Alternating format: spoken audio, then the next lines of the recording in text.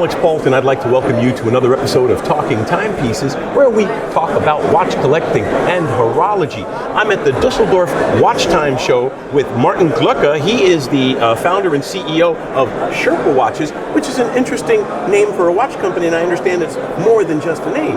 Yes, so basically the first time Sherpa was printed onto a watch dial was after 1956, when a Swiss company then making those watches called Enicar SA sponsored an expedition to Mount Everest and Lhotse. Also, you're related to Enicar, That's the original maker of the watches that I brought back, but Enicar went bankrupt in the 1980s. Right.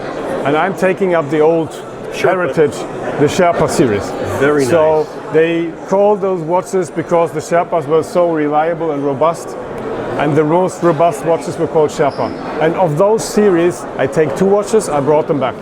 Very cool. Well, I mean, it's a compressor design, and it's quite rugged, so you're right there with the ruggedness and reliability. That's it, and it's also not just a compressor design by the looks, but also by the technology. For me, important is what you see is what you get, and if you buy a watch that looks like a compressor, it should be one.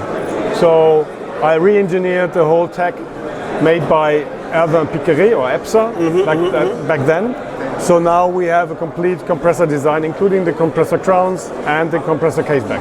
Very nice, because my JLC Polaris, the crowns aren't all that compressor-ish, even though it's a compressor design. You were saying a lot of companies don't make a true compressor design. Right. And for me, important was the old designs had always crowns which were not screw down, yet more than 200 meter waterproof. And that's what I wanted to do, because I personally dislike screwed crowns. So they're very easy to use, very pleasant every day. So that was also important for me. Right, because when I was doing the short on this piece, you corrected me and said it's not a screw down crown, it's a locking crown. Right. So you don't like the screwing aspect, you want that positive seal aspect. Yes. Very cool. That's important, right. So how long ago did you found the company? I founded the company in 2019.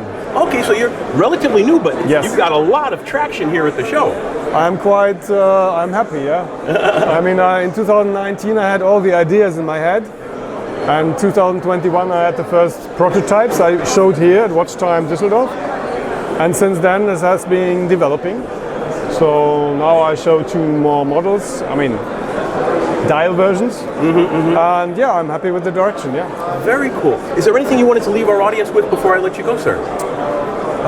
Yeah, you have to try our watches. They are maybe some of the most comfortable to wear, most elegant dive watches, and the only ones with a spiritual complication. That's right. I'm glad you brought that up. Beats.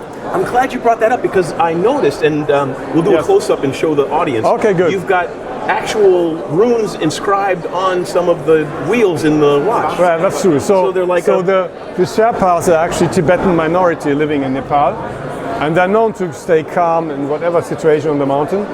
And they say Buddhist mantras, and the same way as reciting the mantras, they have also these prayer wheels. And we integrate the prayer wheels into the movement, making it the first spiritual complication in a watch. Isn't that And nice? They make more than 30 million mantras per year.